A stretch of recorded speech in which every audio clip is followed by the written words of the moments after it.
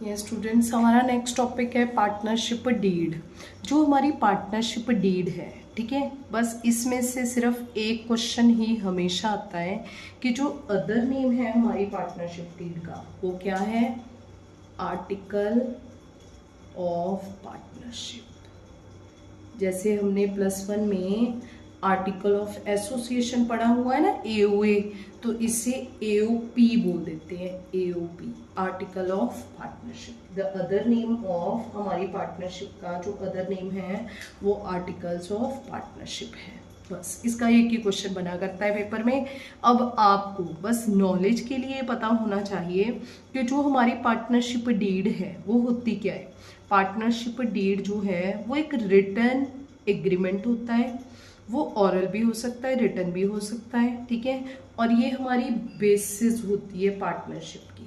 Paper में काफ़ी बार पूछ लिया जाता है, the base of partnership, the basis of partnership is partnership deed. It is always better to have a written. वैसे तो ये ऑरल भी हो सकती है, रिटन भी हो सकती है, पर अगर रिटन में हो तो ज़्यादा बढ़िया है, डिस्प्यूट्स अराइज नहीं होंगे। This written document is known partnership deeds, ठीक है, इसे पार्टनरशिप डीड भी बोलते हैं। और पेपर में इसका अदर नेम आ जाता है, तो अदर नेम होता है आर्टिकल्स ऑफ पार्टनरशिप। ये पेपर में काफ़ी बार आया हुआ है। इट इज़ लीगल डॉक्यूमेंट होता है, साइन बाय ऑल पार्टनर, सारे पार्टनर्स इसमें साइन करेंगे। Normally had clause on the following, इसमें ये सारे क्लाउजेस होते हैं। ये ज़रूरी नहीं है कि अगर सारी पार्टनरशिप डीड होंगी तो उसमें 20 ऐसे होंगे, ठीक है ना। ये ज़रूरी नहीं है कि 20 क्लाउसेस होंगे, किसी में 10 हो सकते हैं, 5 हो सकते हैं, वो आपकी डीड के ऊपर डिपेंडेंट है। इसमें लिखा क्या होता है? डिस्क्रिप्शन ऑफ पार्टनर्स का नाम लिखा होता है, डिटेल, एड्रेस, पार्टनर का फर्म लिखा, डिस्क्रिप्शन ऑफ फर्म लिखी होती है, कौन सी दुकान है, किस चीज़ की दुकान है, कहाँ पे है, principles, place of the business का लिखा होता है, नेचर क्या है, किस तरह का बिजनेस की 2 तरह की नेचर होती है, मैन्युफैक्चरिंग होती है, ठीक है, सामान बना के बेचते हो, और ट्रेडिंग होती है, तो आपका किस तरह की नेचर है। कमेंसमेंट ऑफ पार्टनरशिप, आपने कब शुरू की है, कैपिटल बिजनेस में कितना कितना पैसा लगा रही है, इंटरेस्ट ऑन कैपिटल किसको कितना देना है, इंटरेस्ट ऑन ड्राइंग किससे कितना चार्ज करना है। पार्टनरशिप में ये लिखा होता है मोस्ट इम्पॉर्टेंट कि आपकी प्रॉफिट शेयरिंग रेशो क्या है, किस रेशो में आप प्रॉफिट बांटोगे। इंटरेस्ट ऑन लोन जो है, ठीक है, वो कई बार ये पेपर में क्वेश्चन आ चुका है कि पार्टनरशिप डीड जो है, ठीक है, उसमें मोस्ट इंपॉर्टेंट क्लाउज कौन सा होता है, किसके बिना पार्टनरशिप डीड अधूरी है, ठीक है। तो आपने लिखना है प्रॉफिट शेयरिंग रेशो, ठीक है। प्रॉफिट शेयरिंग रेशो वहां पे लिखा हुआ मस्ट होता है, जरूरी होता है, ठीक है। क्यों? क्योंकि हमारा एक्ट कहता है कि अगर पार्टनरशिप डीड, देखो मान लो कि 3 पार्टनर हैं, ABC 3 पार्टनर हैं। ए ने पैसा लगाया 10 लाख, बी ने लगाया 2 लाख, सी ने लगाया 3, चलो सिर्फ 5,000 लगाया, ठीक है। अब देखो यहाँ पे ए ने सबसे ज्यादा पैसा लगाया, तो वो कहेगा कि जो प्रॉफिट है वो मुझे ज्यादा मिलेगा, ठीक है। पर अगर डीड में लिखा हुआ है कि जो प्रॉफिट शेयरिंग रेशो है वो होगी 2:1:1, ऐसे कुछ भी लिखा हो, ठीक है, तो आपने उसी में ही जो भी एग्रीड रेशो है उसमें ही प्रॉफिट शेयर करना है, ठीक है। बट इन केस हमारे पास कोई पार्टनर प्रॉफिट शेयरिंग रेशो है ही नहीं, तो एक्ट के अकॉर्डिंग टू क्या होगी? इक्वल होगी, ठीक है। तो यहाँ पे पार्टनरशिप डीड में या तो आपकी एग्रीड रेशो लिखी होगी, लिखी नहीं होगी तो वो इक्वल होगी, ठीक है। तो ये प्रॉफिट शेयरिंग रेशो मस्ट है। ये हमारा जो सेक्शन 4 हमने पढ़ा था ना कल, तो सेक्शन 4 में भी ये बात जरूरी लिखी हुई है, ठीक है। ये बात होनी मस्ट है, शेयरिंग ऑफ प्रॉफिट होना जरूरी है, और जो आपकी रेशो है वो भी लिखी होनी चाहिए। बट इनकेस रेशो नहीं है, क्योंकि प्रॉफिट होगा तभी तो वो बिजनेस कहलाएगा, और बिना बिजनेस के पार्टनरशिप नहीं होती।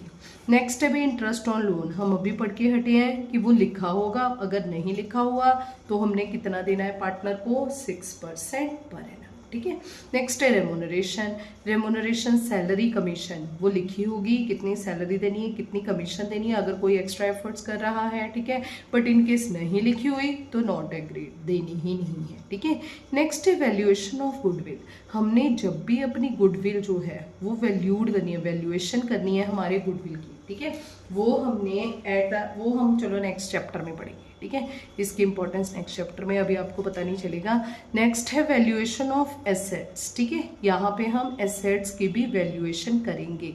एसेट्स की वैल्यूएशन क्या होती है, जैसे कि मान लो हमने कोई एसेट, मान लो कि साल 2000 में 2000 में, अभी कितना चल रहा है 2024, 24 साल हो गए हमारे बिजनेस को खोले हुए, ठीक है। अब देखो 2000 में हमने, ये हमारी बैलेंस शीट है जिसमें 31 मार्च 2001 की बनाई होगी, जब हमने 2000 में शुरू किया था बिजनेस, 1 अप्रैल 2000 में शुरू किया था, ठीक है। तो हमारा जो एसेट साइड, हमारी वहाँ पे बिल्डिंग दिखा रखी थी, ठीक है। हमने एक उजाड़ सी जगह पे बिल्डिंग ली, जो बिल्डिंग थी वो सिर्फ कितने की मिल गई हमें, 1 लाख की, 1 लाख की। और आज 24 साल बाद जब हमने अपनी 31 मार्च 2024 को ही बना लेते हैं, चलो बैलेंस शीट बनाई ना, तो एसेट साइड जो हमारी बिल्डिंग है, ठीक है, वो हमारी बिल्डिंग, वैसे तो हमारी बैलेंस शीट में तो अकॉर्डिंग टू हिस्टोरिकल कॉस्ट हम क्या करते हैं, हर साल अपनी जो बिल्डिंग है उसमें डेप्रिसिएशन लगाते रहते हैं कि हमारी बिल्डिंग घस रही है, ठीक है। पर अब वैल्यूएशन वर्ड का मतलब क्या होता है कि हम अपनी बिल्डिंग को according to the market value देखनी है, ठीक है, कि इसकी एट प्रेजेंट मार्केट वैल्यू कितनी है। जो हमने सन 2000 में बिल्डिंग 1 लाख की ली थी ना, आज उसकी बिल्डिंग की जो कीमत है वो 1 करोड़ हो चुकी है, ठीक है। तो हम उसके अकॉर्डिंग टू अपने अकाउंट्स में बिल्डिंग की क्या करेंगे, वैल्यूएशन करेंगे, ठीक है। ये भी आप देखोगे कि आप क्या करते हो, वैल्यूएशन। तो यहाँ पे पार्टनरशिप डीड में लिखा जाता है कि ये वैल्यूएशन कैसे करनी है, ठीक है। ये हम एडमिशन के चैप्टर में, रिटायरमेंट के, डेथ के चैप्टर में पढ़ेंगे। इसी तरह से ये नेक्स्ट चैप्टर में पढ़ेंगे, अभी आपको पता नहीं चलेगा, हम नेक्स्ट चैप्टर में ही इसको करेंगे। नेक्स्ट है सेटलमेंट ऑफ अकाउंट्स को कैसे सेटल डाउन करना है at the time of dissolution, ये भी अलग अलग मेथड्स होते हैं। ये सारा कुछ हमारी डीड में पहले ही डिसाइड हो जाता है।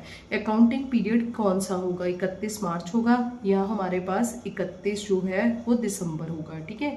Right and duties of partners की यहाँ पे लिखी होती है। ड्यूरेशन हमारे पार्टनरशिप की क्या है, अगर तो पार्टनरशिप इज एट विल है, अपनी इच्छा से शुरू की, इच्छा से ही बंद होगी, ठीक है, तो फिर आप उसी के अकॉर्डिंग टू काम करोगे।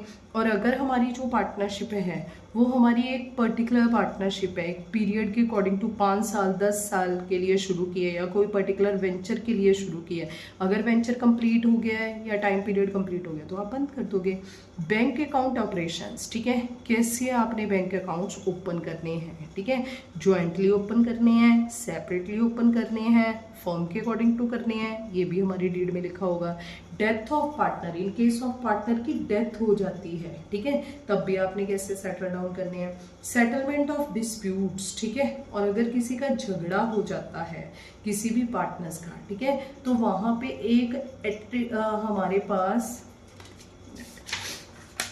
पे हमारे पास जो है एक पर्टिकुलर पर्सन, या तो हम अपने एक पार्टनर को ही एट्रीब्यूटरी बना लेते हैं, ठीक है, या फिर हम कोई पर्सन अपॉइंट करते हैं, ठीक है, ताकि वो डिस्प्यूट सुलझा सके।